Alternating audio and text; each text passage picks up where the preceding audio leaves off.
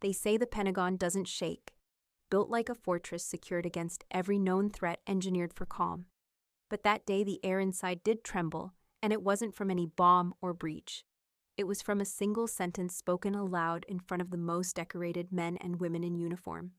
My name is Madeline Shaw. I'm 34 years old, and I'm a captain in the United States Army Criminal Investigation Division. But to my father, General Donovan Shaw, I've always been the disappointing one, the daughter who studied languages instead of strategy, who read poetry instead of blueprints for war. He never said he was ashamed of me. He never had to. I was sitting in the 10th row, pressed into the stiff folds of my dress, Blue's hands white in their gloves from how tightly I was gripping them. My father stood tall near the stage, the kind of tall that didn't come from height, but from legacy. He was flanked by my brother, Major Brandon Shaw, the family's golden soldier. They both looked polished, untouchable. I wasn't supposed to be here. Not in this seat, not in this room, and certainly not in his line of sight. But the Army had a strange sense of irony because today I was being recognized. That's when it happened. The Master of Ceremonies paused, turned slightly toward the crowd, and announced an honor for exceptional service in international negotiations, credited to an unnamed officer whose linguistic skills had saved lives in ways quiet, precise, and profound. I didn't blink. I didn't breathe. My father did. He stood. Not to applaud, not even to protest. He stood to command the room just like he always had. 7 languages, he said, his voice amplified by the room's state-of-the-art acoustics. Utterly useless. The Army doesn't need soft bookworms. For a second silence, then 1,000 eyes turned, and every one of them landed on me. But before the shame could rise, another voice cut through. Bring Captain Shaw to the stage. General Mason Greer didn't shout. He didn't need to. His words alone rearranged the room. We need whisper, he said. And in that moment, every chair began to rise, one by one, into salute. The name they never called me at home became the name they honored. And my father went pale. The last time my father looked at me with anything close to softness, I was 9 years old, and had just recited the Pledge of Allegiance in French during a base ceremony. He chuckled once and patted my head more out of obligation than pride. That was the last time I mistook proximity for affection. We lived then on a hill overlooking the Fort Waverly airfield in Colorado. Our house was standard military-issue dull siding, brown trim concrete steps, and a yard no one ever played in. Inside it was colder rules instead of warmth, discipline instead of laughter. My mother tried to make it a home. Her tea kettle whistled every evening at 6, her pie crusts flaked just right, and her library. God, her bookshelves were the closest thing to church I knew, but even she obeyed the gravity of the man at the head of the table. General Donovan Shaw was not a man you conversed with. You reported to him. That Thanksgiving, I was 17 and had been clutching a letter in my pocket all day. It was thick cream-colored envelope embossed crest from the University of Amherst. Full scholarship. Advanced linguistic studies with immersion travel. It wasn't just an acceptance, it was an escape route. Dinner was a pageant. My father presided at the head of the table like a Roman general. My brother Brandon had just returned from his first semester at West Point. Every aunt and uncle leaned in to hear his tales. Morning runs, weapons training, how one colonel had personally commended him for leadership under fire during a training simulation. Their faces beamed as if they had all raised him themselves. I sat 2 chairs down invisible, except for the bowl of green bean casserole. No one passed me. When the dessert plates came out, I knew it was now or never. I straightened my back. My hands were shaking as I slid the envelope toward him, careful not to stain it with sweet potato pie. I didn't say much. Just Dad. I got in. Full ride. He didn't open it. Didn't even glance at the embossed logo. He tapped it once with his index finger like one might inspect a coaster, and then placed it down beside the turkey carcass in a pool of congealing cranberry sauce. The envelope soaked it up slowly, like a wound bleeding through gauze. Then with perfect timing, he lifted his glass. A toast, he said, standing. To Brandon Shaw, Cadet 2nd Class, and the future of this family. The room erupted in cheer. Silverware clinked. My mother's smile froze halfway to her lips. No one looked at me.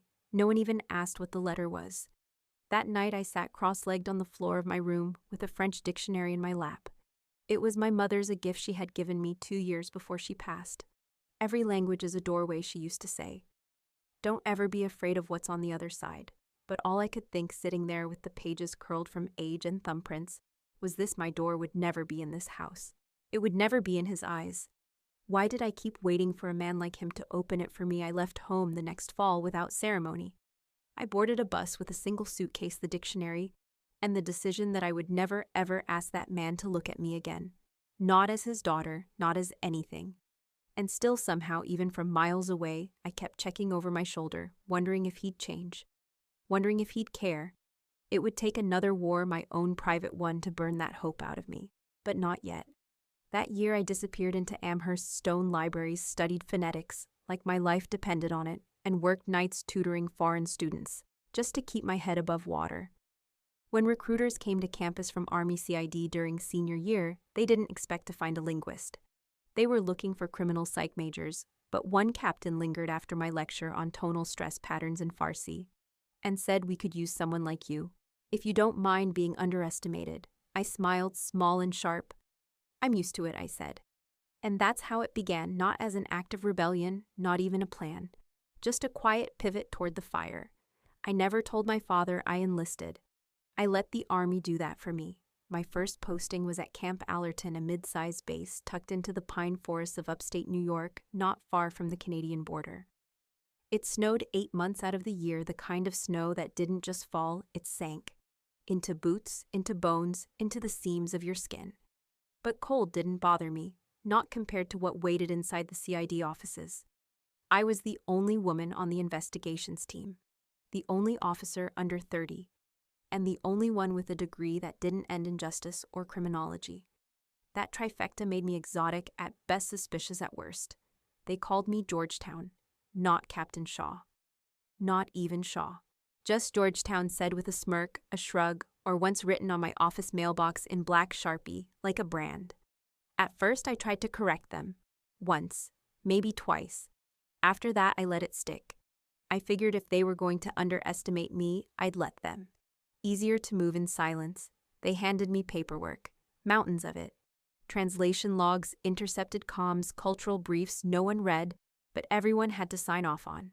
It was grunt work, the kind meant to keep me busy, not useful. MPs don't need bookworms, said Captain Ryerson, the unit lead. He was thick through the chest, thin behind the eyes, and still wore the same belt buckle he'd earned 15 years and 0 promotions ago.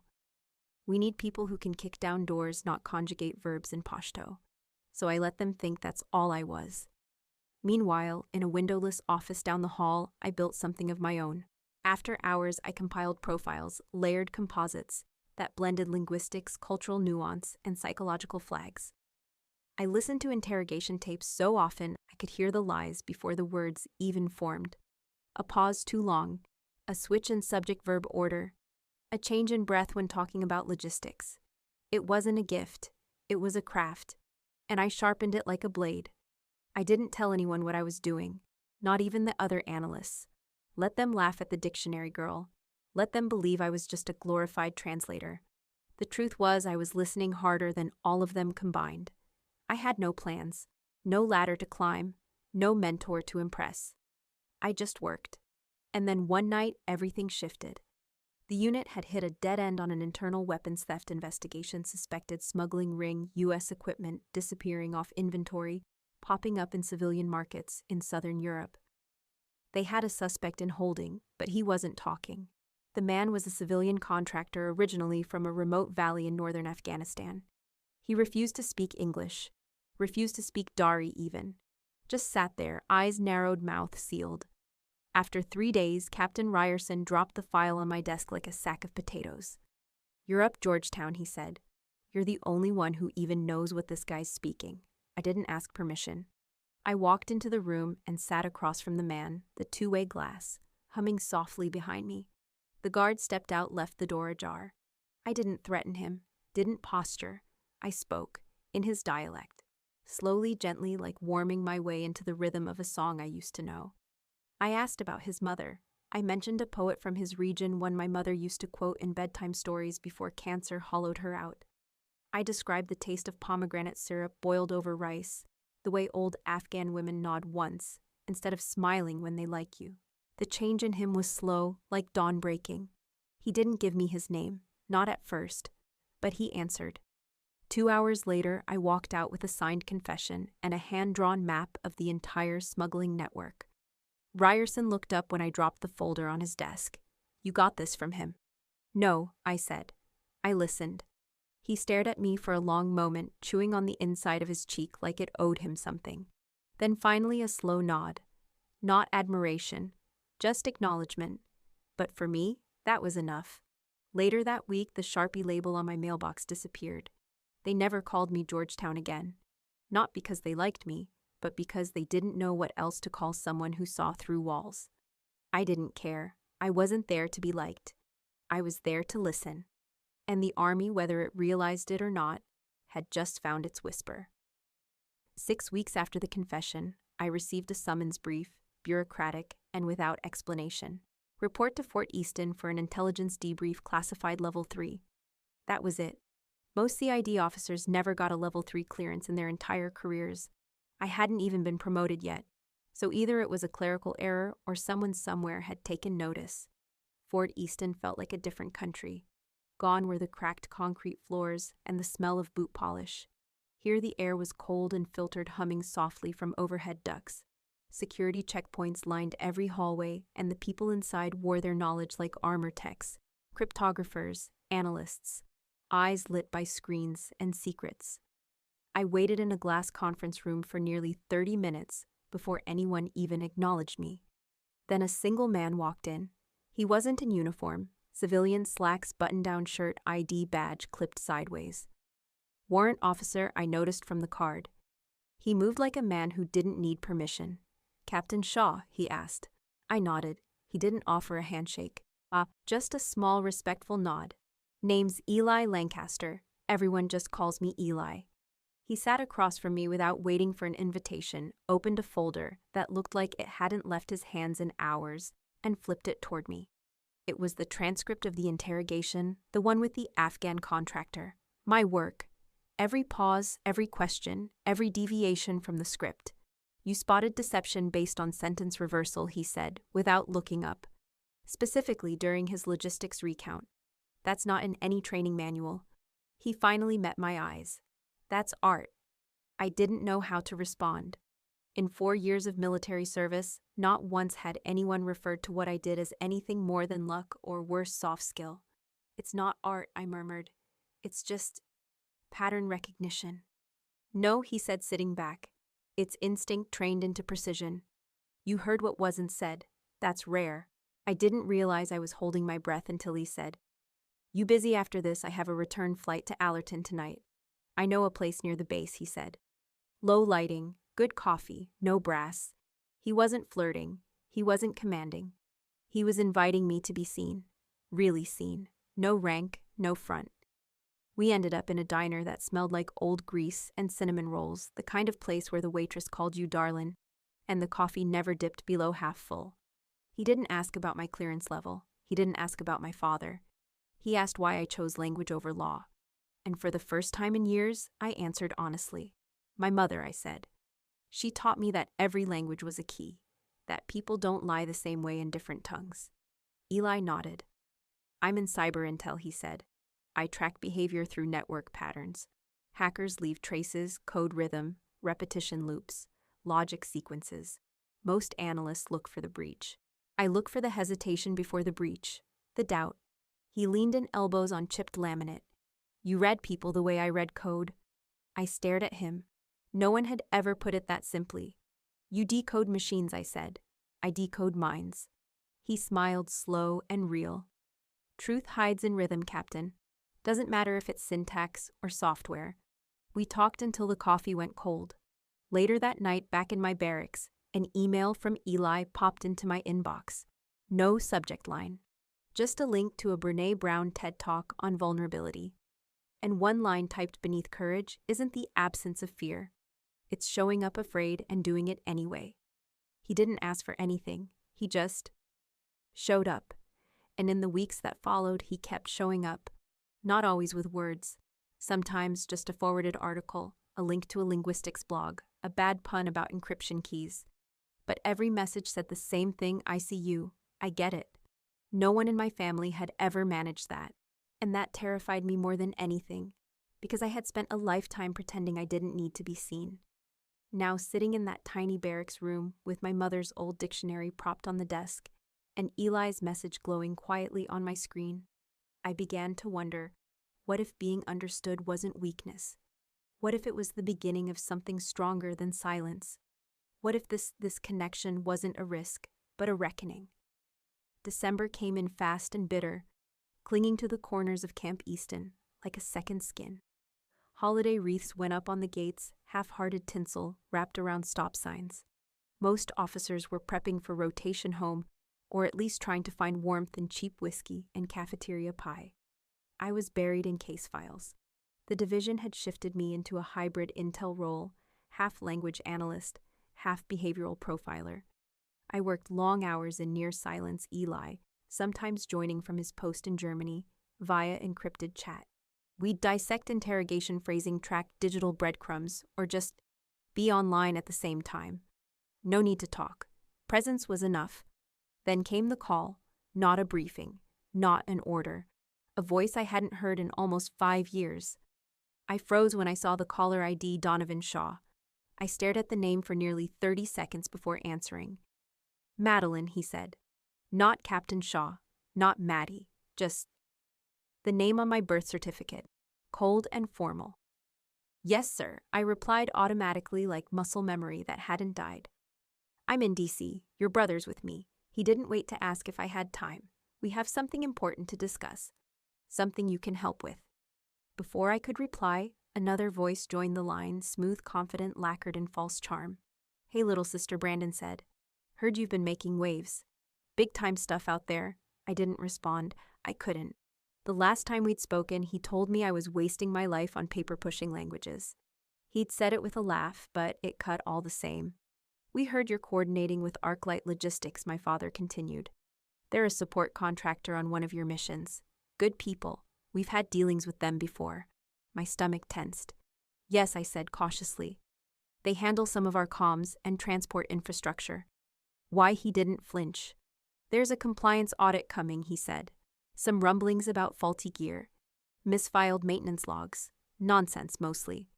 We just need you to contextualize the report. Make sure the language doesn't raise any red flags. Contextualize, I repeated. The word hung between us like a tripwire.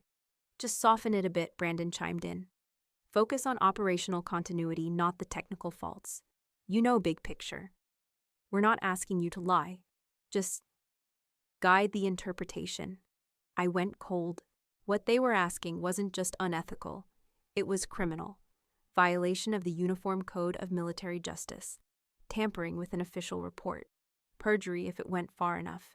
I found my voice. Dad, that's illegal. A pause. Then his voice dropped lower, firmer. Don't lecture me about legality, Madeline. I wore that uniform before you were born. I bled for this country. What we're asking for is simple. You help us, we help you. That's how this works. He said it like a favor, like family meant obligation, not protection. You owe us, Brandon added, soft but poisonous. You've never really carried your weight in this family. This is your chance to change that. I should have yelled. I should have demanded answers, thrown the phone across the room, raged at their audacity. But I didn't. Instead, I let the silence wrap around me like armor. Then very clearly, very quietly, I said, I will not. And I hung up. My hand trembled, but my spine didn't. I stood alone in that cramped office, fluorescent lights, buzzing heat barely functional. And yet I felt more clarity in that moment than I had in years. I had always wondered how far they'd go. Now I knew. They didn't just see me as a disappointment. They saw me as leverage, and when I refused, they wouldn't sulk. They'd retaliate. I knew that too. But I didn't care, because for the first time in my life, I hadn't bent. I hadn't tried to explain or mediate or earn their approval. I just said no, and that was the beginning of my war. 3 days later, I heard my own name whispered in a foreign tongue, not from a friend and not in any place it should have been known. It happened inside a squat concrete building outside the village of Debrovic, northern Kosovo. We were conducting final peace talks between two rival militia leaders, part of a slow, delicate dance aimed at stabilizing the region after months of skirmishes and failed ceasefires. It was supposed to be routine, boring even. My job was to mediate, quietly parse the regional dialects, and de-escalate wherever pride threatened progress. The safe house we used wasn't perfect, too exposed, too silent, but it had been swept, secured, and scheduled. Everything was supposed to be locked down, except the comms.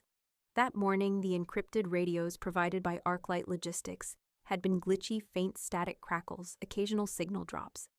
My sergeant chalked it up to terrain interference. I should have known better. Inside, the negotiations were tense but stable. I sat between the two leaders, translating each phrase with surgical care. We were closer than we'd ever been to an agreement. Then, without warning, a voice cut through my earpiece. Not English, not Serbian. It was a dialect of Albanian, but warped by cadence, an accent I'd studied years ago, spoken only in a specific valley near Shkodër. And the words, Malika? My breath caught. Little whisperer, is your father disappointed in you? My pen froze mid-sentence. Only one person on earth had ever called me whisper. Only one man had ever said it in admiration, not insult. General Greer. And only two people had ever known about it. Eli and my family. That whisper wasn't a slip. It was surgical. It was targeted. I looked across the room at my translator, my guards, the militia leaders. No one else flinched. They hadn't heard it.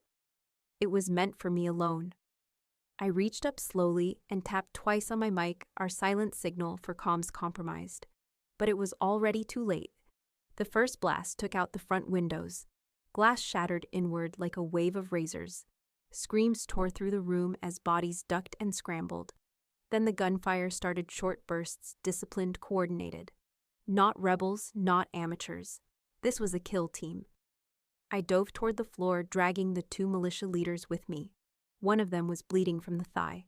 My sergeant returned fire from the hallway, but the enemy had angles set up in a cross pattern, aiming inward. We were boxed in. Back wall now, I shouted, voice hoarse from the dust, already choking the air. My team fell into motion, covering flanks, trying to breach a path out. A bullet tore through my shoulder, not deep but hot.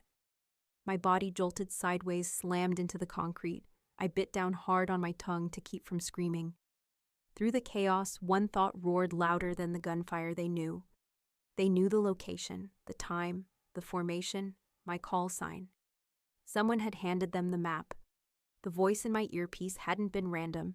It was a message. Not just we found you, but we know who you are and where it hurts. This wasn't vengeance from a faction. It was personal. By the time the helicopters arrived, rotors beating back the smoke and chaos, 3 of my men were down. 1 militia leader was unconscious, and I was covered in blood that wasn't all mine. I remember the color of the ceiling in the evac chopper, pale green. I counted the rivets in the panel above my head to stay awake. Back at Camp Easton, the medics were fast. The bullet hadn't hit bone, just muscle. I'd heal. But something else had been punctured deeper. That night, lying on a hospital cot under morphine haze, I stared at the ceiling and asked myself one question over and over. How much did they pay you, Brandon? How much does it cost to trade your sister's life? Because that's what it was. A transaction, a simple arrangement. Erase the liability, remove the non-compliant piece, silence the threat. I wasn't a person to them. I was a loose end. They hadn't just disowned me, they'd tried to erase me, and they'd failed. That was their first real mistake, because now I had nothing left to lose, and I was no longer whispering. They called it a compromise of protocol. That was the official term stamped on the after-action report. A breakdown in coordination, miscommunication between units, unfortunate overlap in unsecured frequency bands. Nothing about the voice in my ear, nothing about the exact timing, nothing about the word whisper. It was all sandbagged beneath language crafted to conceal, not reveal. I knew that language. I'd spent my career dissecting it. Bureaucratic evasion had its own dialect words, like operational ambiguity, non-critical variance, contextual misalignment. It was the grammar of betrayal dressed up in $10 phrasing, but I had learned from the best. And now I was going to turn that grammar against them. They didn't demote me. That would have drawn too much attention. Instead, they reassigned me to a position at Fort Wexley Administrative Oversight in a gray concrete building that didn't even have a sign on the door. The message was clear: you're being buried alive. I didn't argue. I packed, quietly. My first call from the new office bare walls. One broken heater government issue coffee pot was to Eli. Not on the standard channel, on our encrypted line. His voice came through calm and steady. I know, he said before I could speak. I saw the metadata spike from your Kosovo comms. Someone ran a ghost port off ArcLight's server. Disguised the access as a weather ping. Sloppy but smart. Sloppy enough to trace, I asked. Eventually, he said, but we'll need to dig where they least expect it. Don't go above board yet. They'll intercept it before it breathes. That's when we started. Me with a stack of sanitized maintenance reports, and Eli with a backdoor into a server no one had touched in 2 years. I started at the surface ArcLight's quarterly performance summaries. They read like a brochure. Robust, optimized, field-tested. But they were too clean. No real-world report is that sanitized. That's what gave it away. Not what was in the files, but what wasn't. The absences, the lack of natural friction, the same phrases repeated across documents, modest logistical delay, standard protocol deferment, predictable outage behavior, copy-paste camouflage. I compared those reports to base-level maintenance logs, actual boots-on-the-ground entries from mechanics and radio operators. It was like comparing 2 languages written by people who had never met. Where the ArcLight reports said equipment functioned within tolerance, the base logs noted radio blackouts, shorted transponders, 2 full-day dropouts during high-sensitivity ops. They weren't just exaggerating performance. They were reclassifying failures as user error. Faulty tech was blamed on my team. I built a master file, every inconsistency color-coded, sourced, time-stamped. Meanwhile, Eli was going deeper than I knew was possible. He started with the corrupted comms file from my Kosovo mission. Useless on its face. But Eli didn't care about the content. He cared about the hole it left behind. Corruption, he said one night over comms, is just absence. An absence when trace points to intention. He mapped the network activity around the file, what other systems pinged, who accessed the server in the hours before the deletion, even the recovery logs from the server's recycle bin. There in the digital dust was a single file fragment, an access ID masked under a civilian contractor credential. ArcLight again. But this credential wasn't generic. It was tied to a private backchannel node, one not listed in ArcLight's public infrastructure. The kind of node used for classified contractor-to-government comms. And it had been accessed at 2:07 a.m. the night before I walked into that safe house. I stared at the log printout. My stomach turned. They hadn't just accessed the system. They'd uploaded something. Eli called me 20 minutes later. I found it, he said. God damn it, Maddie, I found the call. He emailed it over encrypted end-to-end. My hands were shaking as I decrypted the file and pressed play. First static, then my brother's voice. My father's done his part, Brandon said, smooth, rehearsed. The pressure's on. Now it's your turn. Make the incident convincing enough to shut her up permanently. A pause. Then the other voice, male corporate, low and nervous. She's military, Brandon. If this goes wrong, it won't, my brother snapped. Just follow the plan. She doesn't matter. My knees gave out. I sank into the stiff office chair air, frozen in my lungs. But Eli wasn't finished. He sent another file, this time a contract. A digital signature date stamped 1 day after the ambush approving a performance extension and oversight waiver for ArcLight Logistics. Signed by General Donovan Shaw, my father. I sat there alone, staring at the glowing lines of betrayal on my screen. 2 voices I knew. 2 men who raised me. 2 names on the paper trail that tried to erase me, but they'd made one mistake. They thought I was still the girl who waited for permission. They didn't know what I'd become. Not yet. A weapon is only useful if you pick the right battlefield. I didn't sleep that night. I didn't need to. The exhaustion in my body had been replaced by something colder, like steel cooled too fast in the forge. Sharp, focused. I had the evidence. The audio recording of Brandon orchestrating my death. the signed contract from my father authorizing a financial reward for the company that executed it. The metadata logs Eli had uncovered precise enough to trace every digital fingerprint, and I knew without a doubt that if I filed this through official military channels, it would vanish. Redacted. Dismissed as a family grievance, a misunderstanding, a convenient coincidence. That's what powerful men do with the truth. They bury it under paperwork until it suffocates. But I wasn't going to let them. So I didn't go to the Inspector General. I didn't write a memo or request a hearing.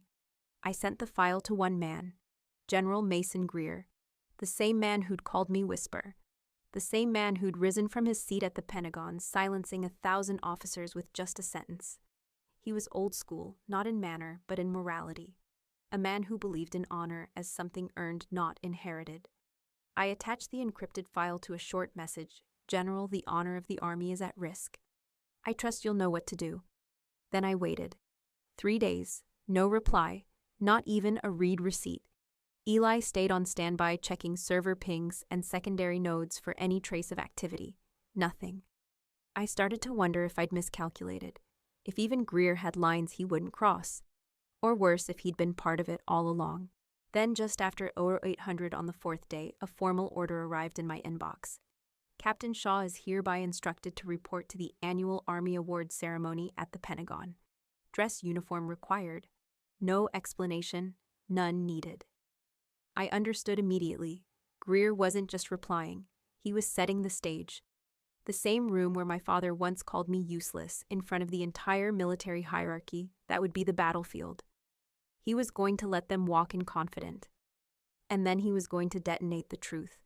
I arrived early. The hall was already filling decorated officers, senior brass politicians in carefully pressed suits. Cameras, applause, ceremony. I sat in the 10th row back, straight heart steady. From where I sat, I could see them both. My father standing tall in the VIP section, hand outstretched to greet old colleagues. My brother beside him, his uniform perfect. His expression polished. Neither of them saw me, not yet. The ceremony began like clockwork. Awards for valor, commendations for strategy, promotions for soldiers who'd bled in sand and frost. Then came the final segment, Lifetime Achievement. The announcer read from the script, his voice rising with reverence. General Donovan Shaw, decorated veteran of multiple campaigns, former commander of Northern Command, esteemed architect of operational doctrine. My father took the stage to a standing ovation. He looked proud, presidential. I could see it in his eyes, the satisfaction of a man who thought he'd won. Then General Greer stepped to the podium, his face calm, his voice level. Before we conclude today's ceremony, he said there is one matter of honor that must be addressed. The room quieted. A few heads tilted, confused. Greer tapped a button on the presentation remote. The massive screen behind him came to life. First a diagram, network logs, IP pings, digital flow patterns. This, he said, is a trace of an unauthorized data port accessed hours before a security breach in Kosovo. Then the metadata file, then the signature. General Shaw Greer continued, his voice still cold and precise. Authorized a no-bid contract extension for Arclight Logistics 1 day after that breach. A breach that nearly killed a U.S. Army captain during a sensitive diplomatic operation. The audience murmured, restless, unsettled. Then Greer tapped the button one final time. And the audio played. Brandon's voice loud and crisp through the sound system. My father's done his part. Now it's your turn. Make the incident convincing enough to shut her up permanently. A breathless silence followed. Not even a cough. Not even a whisper. Every person in that auditorium turned from the screen to the stage, to my father, to my brother. I stood, not in protest, not in triumph, in truth. Greer nodded once toward me, a small public salute. Then, without a word, 2 military police officers moved to the stage. One took Brandon by the arm. The other stepped beside my father. They didn't resist. They just looked at me. And for the first time in my life, my father looked afraid. The sound of my brother's voice still echoed in the auditorium when the MPs reached him. He didn't lash out, didn't protest. He just sat there frozen in his chair, like he couldn't quite comprehend that his words spoken in private, meant to erase me, had now erased him instead. I watched as they pulled him to his feet. His face had gone bloodless, every bit of practiced calm replaced by a wild, confused glare. His mouth opened like he wanted to say something clever, something smooth, but no words came, not even a lie. The MPs didn't drag him. They didn't need to. Just a firm grip under the elbow, a quiet signal that the game was over, that the rules had changed. My father didn't move at first. He stood rigid beside the podium, one hand still loosely holding the award he had accepted just minutes earlier. His eyes were locked on me, his daughter, the problem he thought he'd silenced. And now his problem was standing on a battlefield of her own choosing. I didn't look away. I let him see every inch of me, every scar, every ounce of quiet fury that had simmered for years beneath silence and forced obedience. I saw it in him too. The disbelief, the desperate calculation. He was already trying to spin it in his mind, trying to make it someone else's fault. But he couldn't. Not this time. The ovation had died hours ago in that room. No one clapped now. No one congratulated him. The men who had once leaned in to shake his hand now leaned back, eyes fixed straight ahead, faces stone cold. Reputation in the military is a living thing. It breathes, shifts turns on a dime. And in that moment, I watched his collapse, like a building detonated from the inside. He tried finally to speak. "Madeline," he began. But General Greer was already speaking over him. "This ceremony is adjourned," Greer said firmly. "Effective immediately, both Major Brandon Shaw and retired General Donovan Shaw are being held under investigation by Military Justice Command, pending federal review." He didn't raise his voice. He didn't have to. His authority blanketed the room like cold steel. The moment I stepped off the stage, I felt the entire weight of the day hit me. My legs didn't buckle. My voice didn't crack. But something inside me, a rope I had pulled tight for years, finally snapped free. Outside the hall in a narrow corridor just beyond the velvet-lined doors, I saw Brandon again. This time in cuffs. 2 guards flanked him, standing just close enough to make sure he didn't do anything stupid. His jaw was tight. His dress shoes scuffed slightly from being pulled up too fast. But his eyes, those were the same. Mean. Rattled. Still trying to climb back into the control seat he'd just been ejected from. When he saw me, he didn't flinch. He smiled. But it was all teeth. "Are you happy now?" he snarled low enough that the guards didn't interrupt. "You destroyed this family." I didn't respond. Not right away.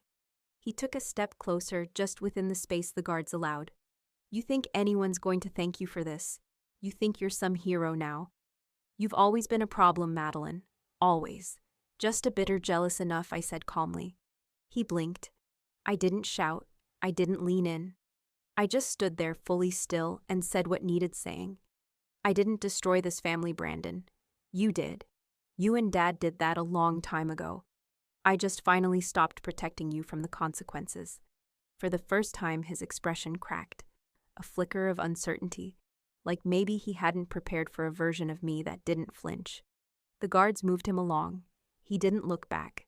And neither did I. Back in the corridor, Greer was waiting near the end, arms crossed, the faintest trace of something human behind his eyes. Not pity, not pride, just understanding. "You did what had to be done," he said quietly. I nodded once. "So did you." He held out a small manila folder, no label, no stamp. "Full chain of evidence is in there," he said. "For your record." I took it, but I didn't need it anymore. Because I hadn't done this for records. I hadn't done it for revenge either. I'd done it because someone had to finally tell the truth. And that someone had to be me. Because no one else ever would. It wasn't until 3 days after the ceremony that I got the message. A plain envelope, no return address, slid under my doors sometime in the early morning hours. Inside, a single handwritten note pen pressed deep into thick paper like the writer had clenched it too hard. "I want to talk." No lawyers, just you and me. There was an address, Wheaton Street Cafe, tucked on a quiet block in Arlington, Virginia. I knew the place. My mother used to bring me there when she was still alive, back when she and I would share strawberry muffins and read paperback novels in silence.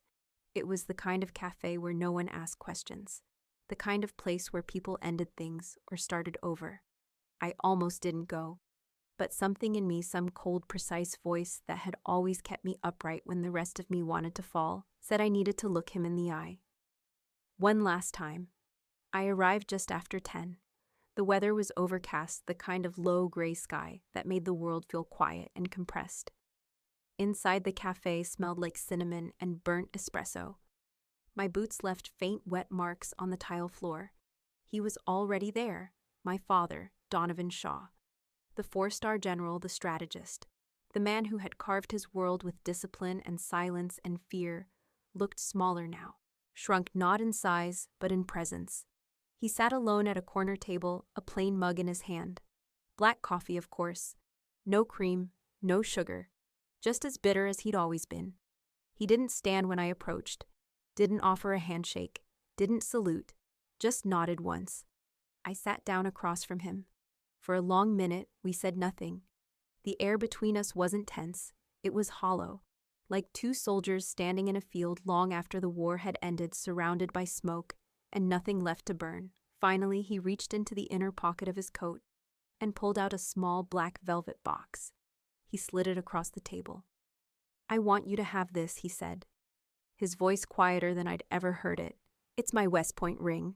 I didn't touch it." He looked at me then, not with anger, not with the superiority I'd known all my life, but with something fractured. "Let's just put this behind us," he said. "What's done is done. We're still family, Madeline. That has to count for something. Family." He said it like it was a shield, like the word itself could repair what had been broken. I looked down at the box, then back at him. "You still don't understand," I said. He blinked. "You think this is about a ring, a title, recognition. That's all you ever gave to Brandon, and he burned it to the ground." His jaw clenched. I leaned forward, voice low. "All I ever wanted from you was simple. To be seen. To be treated like I mattered, not just tolerated. Not used." He opened his mouth, but I raised a hand to stop him. "No," I said. "You don't get to rewrite this now. You tried to erase me, not just from the family, from the world. And when that didn't work, you showed up with a box like it was a peace offering." I pushed it gently back toward him. "I don't need it, General." The title landed like a bullet. He flinched. "Honor isn't in a ring. It's in what you do when no one's looking. And what you and Brandon did, what you signed, what you authorized, it almost killed me." His mouth opened again. Still no apology came. Because he didn't have one, because men like him didn't believe they were wrong. I stood slowly, my chair scraped lightly against the tile. "I hope one day you understand what you lost," I said. His fingers curled slightly around the box, but he didn't speak. I turned and walked out of the cafe into the cold morning air. The wind hit my face like truth, sharp and honest. I had gone to that meeting not for him, but for me, to make sure the last thread was cut. And as I walked down the street alone, unburdened, unclaimed, I didn't look back. Because finally, after a lifetime of being silenced, I had said everything that mattered. The official investigations moved quickly after the ceremony. Once the audio recording surfaced and General Greer's endorsement carried it into daylight, the system did what it was supposed to do, slowly, methodically, and without sentiment. My brother was court-martialed and stripped of rank. My father, shielded for a time by decades of service and political clout, wasn't arrested immediately, but his name was quietly removed from every wall that had once bore it. The House of Shaw, once carved in iron and built on obedience, crumbled without fanfare. No headlines, no dramatic collapse. Just silence. The kind of silence that happens after a funeral no one attends. I stayed quiet too. Not because I was afraid, but because for the first time in my life, I didn't need to fight anymore. Not for acknowledgement, not for space, not even for justice. I had it. And it hadn't come in a parade or a medal or a plaque on a wall. It had come when I looked my father in the eye and refused to flinch. That was the victory. Still, I knew I couldn't stay in D.C. Too many ghosts in those marble corridors. Too many eyes that watched me now with curiosity or admiration or fear, but never normalcy. I requested a transfer. Not upward, not outward. Just elsewhere. General Greer approved it personally. That's how I found myself at Fort Windham, deep in Missouri Hill Country, assigned to the U.S. Army Military Police School. It wasn't a punishment, it was a beginning. They gave me a modest office in the education wing, a handful of trainees, and a mandate to design a pilot course in strategic intercultural intelligence. Most people didn't know what that meant. That was fine. I did. I called it the art of listening. The first day I walked into that building, something stopped me. It was the door to my office. Plain steel government issue like every other one in the hallway, except for a small polished brass plaque mounted next to it. It read, "The Whisper Room." I stared at it for a long time. No signature, no fanfare, just that name. I didn't need to ask who put it there. Eli never said a word, but that was always his way. In the weeks that followed, I began building something from scratch: lesson plans, interactive drills, simulations, where soldiers had to read not just the words, but the tone, the pause, the space between what was said and what was meant. I told stories, not all mine. Some borrowed, anonymized, fictionalized, but all true in spirit. I told them how misunderstanding a gesture in Eastern Turkey once nearly caused an international incident, how a single phrase in Tagalog saved a joint mission from collapse, how a pause before an answer often tells more than the answer itself. After one of those sessions, a young specialist stayed behind. Sharp eyes, nervous hands. She didn't speak at first. Then she said, "Captain, no one's ever told us this matters, that empathy is tactical." I looked at her, really looked at her, and for the first time in years, I felt something rise in me that wasn't rage or silence or the cold fire of vindication. It was something lighter, pride, because I hadn't just survived what they did to me. I had turned it into a weapon they could never wield. I hadn't built a legacy in my father's name. I'd built one in spite of it. And every soldier who walked into that room who learned that intellect wasn't weakness, that listening was as powerful as command carried a piece of that forward. Not a monument, but a movement. I still kept my mother's French dictionary on the corner of my desk, worn, dog-eared, fragile at the spine. A quiet reminder that the words we choose and the ones we refuse define more than missions. They define us. And in that quiet room far from applause, I found something no ceremony could ever give me peace. The day after Brandon's sentencing, I walked through the hallways of Fort Windham and noticed something that had changed, not outside, but inside me. No one was watching anymore. No more curious glances in the mess hall. No whispers behind coffee mugs. No high-ranking officers pretending not to know my name. The scandal had passed. The names had been redacted, the files classified, and the army, true to form, moved on like nothing ever happened. But I hadn't moved on. Not yet. It wasn't that I was stuck. I was simply unfinished. Late that afternoon, I received a request to speak at the upcoming cadet commissioning ceremony. A short speech, they said. 5 minutes. Reflective, not formal. A few words about integrity, resilience, and leadership. I stared at the email for a long time. I'd never been asked to speak before. Not as a student, not as a soldier. Certainly not as a survivor of attempted betrayal sanctioned by blood. I didn't respond right away. Instead, I took a long walk down to the edge of the property where the fields opened wide into untamed brush. The sun was low, turning the treetops into silhouettes against a burnt orange sky. I stood there, boots planted in soft dirt, and thought about what 5 minutes of truth would sound like. Because the truth wasn't tidy. It didn't come wrapped in medals or promotions or warm forgiveness. It came in silence, in standing alone when your family tried to erase you, in waking up the next morning and choosing again to serve not for them, but for something greater. I accepted the invitation. When the day came, I stood behind the podium, watching rows of sharp, hopeful faces. Young officers in polished boots, adjusting ties, scanning the crowd for proud parents. I cleared my throat. I wasn't always proud of my uniform, I began. That got their attention. Not because I didn't serve well, but because there were years when I believed I didn't belong in it, that I hadn't earned it the way others had. I looked out, locking eyes with no one in particular, but letting the words land. Some of you will be praised loudly. Others will do your best work in rooms no one ever sees. That doesn't make it worth less. If anything, it makes it matter more. A few cadets nodded. One leaned forward slightly. Someday, I continued, you'll be asked to stay silent when silence is convenient. You'll be told that family comes first, or that honor can be bent for the greater good. I paused. Don't believe it. You could hear the wind against the flag outside. I smiled, not for effect, but because it was real. Your integrity is not a resource. It's not something you spend down to get ahead. It's a currency that accumulates every time you choose to stand your ground. No dramatic ending, no applause break, just truth. When I stepped off the stage, I felt something I hadn't felt in a long time. Not pride, not redemption, closure. The next time I saw Eli, it was raining. Not a dramatic downpour, just a soft, steady drizzle that muted the world in gray and mist.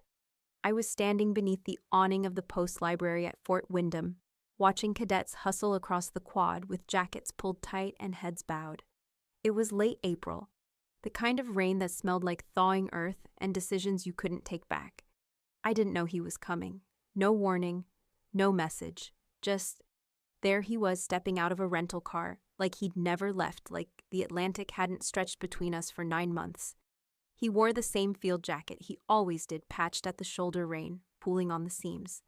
I walked toward him without a word. He waited without moving, and when I got close enough, he gave me the smallest of nods, the same way he had the first time we met in that sterile conference room at Fort Easton. I nodded back. It was all we needed. We ended up in the same cafe I visited alone most Sundays. The waitress knew me by now. Black coffee, 1 sugar, never refilled unless I asked.